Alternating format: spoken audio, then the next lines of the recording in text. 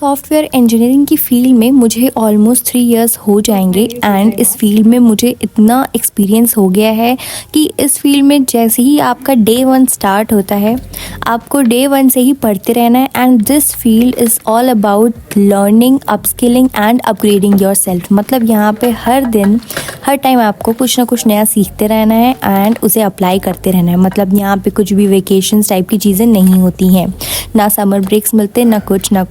आपको रेगुलरली खुद को अपडेट रखना पड़ेगा। बट मैं एक बात बताऊँ, जब मेरे कैंपस में प्लेसमेंट स्टार्ट हो रही थी, मतलब हमें तो पता भी नहीं था कि प्लेसमेंट कब से स्टार्ट होती है।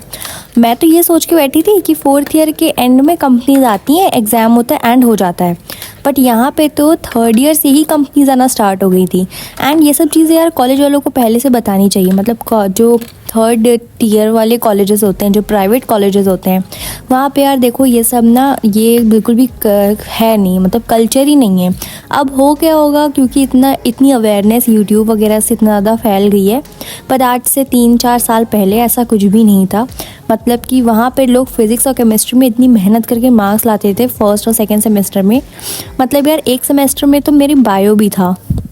हम लोग सोच रहे हैं यार ये बीटेक को 4 साल का बनाया ही क्यों, जब इतने फालतू सब्जेक्ट्स डालने हैं। बीटेक अगर आप कंप्यूटर साइंस से कर रहे हो तो हम लोग का ये मानना था कि कंप्यूटर साइंस के सारे सब्जेक्ट्स और जितनी भी फील्ड्स हैं सबको एक सेमेस्टर में डाल दो, और एंड तक किसी ना किसी हम लोग को जैसे अंदाज़ा हो जाएगा कि हमें किस फील्ड में रहना है एंड हमें कितना इंटरेस्ट है और हम किस में कितना कर पाएंगे आगे। बट नहीं, 1st सेमेस्टर में तो इनको फिज़िक्स डालना है, 2nd सेमेस्टर में इनको केमिस्ट्री डालना है, 3rd सेमेस्टर तक फालतू की मैथ्स चली जा रही है। देखो मैथ्स को तो मैं फालतू नहीं बोलूँगी, क्योंकि मैथ्स बहुत ज़्यादा इम्पॉर्टेंट है। लेकिन एक बात बता रही हूँ कि यार जिसको मैथ्स नहीं करनी तो मैथ्स करनी पड़ रही है, ठीक है। फिर उसमें लोगों की बैक आ रही है, मेरी बैक बिल्कुल भी नहीं आई।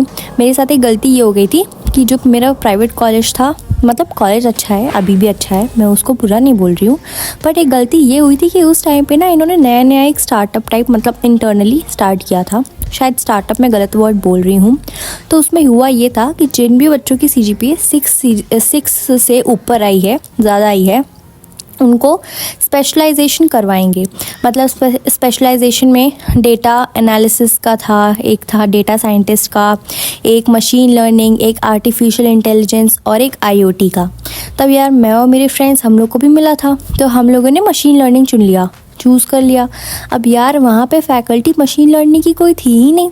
मतलब हमारे एक सर थे उस टाइम पे, अब तो वो नहीं है उस कॉलेज में, छोड़ दिया उन्होंने। यार वो पूरी हम लोग के रजिस्टर भरवाया करते थे, वो डिक्टेट करते थे पैरा, हम लोग लिख रहे हैं बैठ के, और वो इतना गुस्सा करते थे कि किसी को भी पीछे से उठा लेंगे। हमेशा मुझे उठाते थे, कहते थे गर्ल विद द स्पेक। मैंने कहा गर्ल विद द स्पेक, उठो अब बताओ आंसर। खैर मैं तो पढ़ती थी, लेकिन मतलब हमारे यहाँ एक सेमेस्टर में सॉफ्टवेयर डेवलपमेंट करके एक सब्जेक्ट था, पता नहीं क्या था, शायद सॉफ्टवेयर डेवलपमेंट करके था। जिसको याद हो तो बताना। लास्ट के ईयर्स में ही था, 2nd ईयर में ही था। लेकिन यार वो सर हम लोग को कॉपी पूरी भरवा रहे हैं यार। मतलब क्या ही हुआ, ना पढ़ने में मन लग रहा है ना कुछ। हमारे यहाँ डेटा स्ट्रक्चर का जो सब्जेक्ट था वो ऐसा था कि यार एकदम से उन्होंने स्टार्ट कर दिया था ट्री से, ठीक है। आए ट्री का वो सब ग्राफ वगैरह बनाने लगे, नोट्स वगैरह। मैंने कहा अरे वाह सही है, और एकदम से जाके पढ़ाते ही उठो सब लोग आंसर बताओ। अगले दिन से सबने बंक स्टार्ट कर दिया। मतलब कोई भी शेड्यूल फॉलो नहीं हो रहा है। यही वो चीज़ें जाती हैं बिगड़, क्योंकि एक तो हमें कुछ पता नहीं होता, डाल दिया जाता है हमें बीटेक में, है ना। तो इसीलिए शेड्यूल होना बहुत ज़्यादा ज़रूरी है। तो एक रोड मैप है बहुत ही सिंपल सा, मैं बता रही हूँ। रोड मैप ये है कि प्लेसमेंट का टाइम देखो 3rd ईयर से स्टार्ट होता है, उसके 6 महीने पहले से पढ़ना स्टार्ट कर दो। प्रोजेक्ट्स बना लो, बिकॉज़ अभी आपको जॉब चाहिए, ठीक है। जॉब आपकी प्रायोरिटी होनी चाहिए। मांग फांग का कल्चर तो अभी भी जो 10 के ऊपर साल के एक्सपीरियंस के बंदे हैं उनको अभी भी नहीं पता मांग और फांग क्या है, एंड उनकी सैलरी उन्हीं के लेवल की है। तो सर्विस बेस्ड कंपनीज़ की भी सैलरी बहुत अच्छी होती है, बस एक बार एक्सपीरियंस आपका हो जाए तब आप स्विच करते जाओ एंड आपकी सैलरी बहुत अच्छी हो जाती है। बस यहाँ पे ये है कि इतना ज़्यादा मेहनत नहीं करनी पड़ती जितना मांग फांग में पढ़ के पूरा जाओ, ठीक है। मतलब मेहनत करो, अच्छी बात है, बट एक 3rd ईयर और 2nd ईयर वालों के लिए ऐसा है कि आप लोग पढ़ो ऐसा, प्रोजेक्ट्स बना लो HTML CSS के, ठीक है, और जावास्क्रिप्ट के, बेसिक जावास्क्रिप्ट आ जाए, क्लोजर्स वगैरह क्या होते हैं, अंडरस्टैंडिंग हो प्रोजेक्ट की, और कैसे प्रोजेक्ट में सारी टेक्नोलॉजी कनेक्ट वगैरह होती है, गिट कमांड्स कैसे चलते हैं, ठीक है। एंड अपने CGPA बढ़ाओ ताकि जब कंपनीज आएँ तो आप एलिजिबल रहो कि कंपनी में बैठ सकते हो आप, है ना। क्योंकि कई बार तो काफ़ी सारी कंपनीज आती हैं, जैसे थॉटवर्क्स वगैरह हम लोग के कैंपस में आई थी, तो उनको 8 CGPA वाले चाहिए थे। अब 8 CGPA तो मेरे खुद के भी नहीं थे, है ना। क्योंकि यार क्या है कि प्राइवेट कॉलेजेस में ना CGPA भी उनको मिलती है जो टीचर्स के एकदम लगे रहते हैं।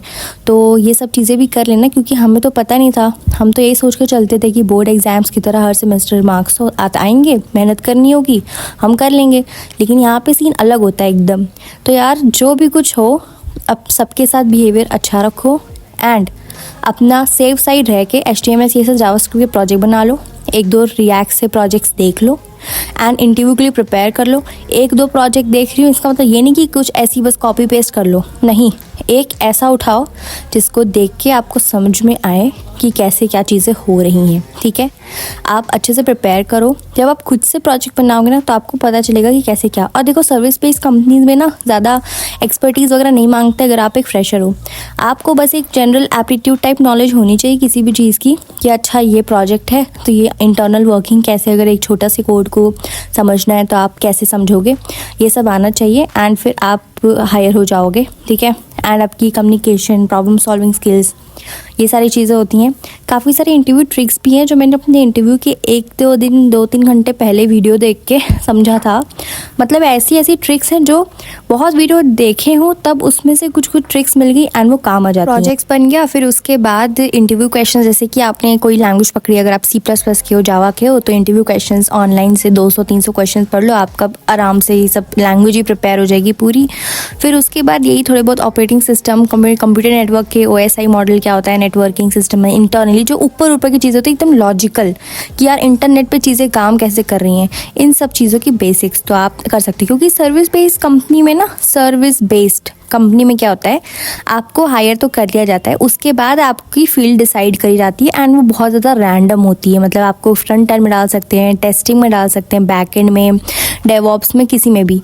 तो बस आप इतना काबिल करो कि कंपनी आपको देखे कि हाँ यार इस पे हम इन्वेस्ट कर सकते हैं। आपको इस काबिल बनना है कि yes company can invest on you. So I usually post these kind of videos on my channel because I like to share my experience with the students who are aspiring to become a software engineer.